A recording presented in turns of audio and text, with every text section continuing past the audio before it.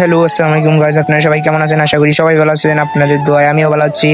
আজকে আমি টাকা নিয়ে চলে গেলাম দৌড়ে দৌড়িতে আমাদের কাকার কাছে। কাকাই আইসক্রিম নিয়ে এসছে।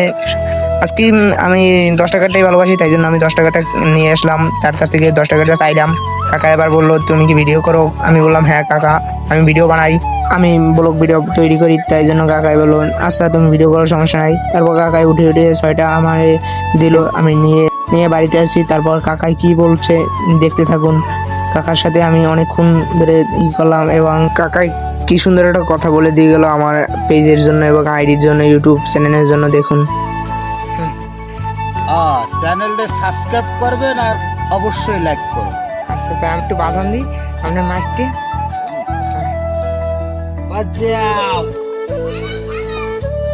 ব্লুথ মিউজিক, চেয়ার, টুল, গামলা, কন্টেন্ট কাটা সহ পুরাতন ভাঙাড়ি মালামাল দিয়ে রাখতে পারেন মদিনা আইসক্রিম।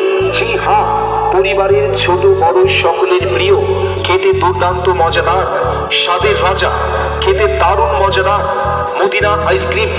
এখন পুরানো স্টিল, পুরাতন টিন, লোহা ভাঙা, প্লাস্টিক, তামা, পিতল, কাস্টিং, পুরানো বই খাতা, সিলভার, পুরানো নষ্ট মোবাইল, প্লাস্টিকের জগ মগ, বালতি, চেয়ার, টুল, গামলা।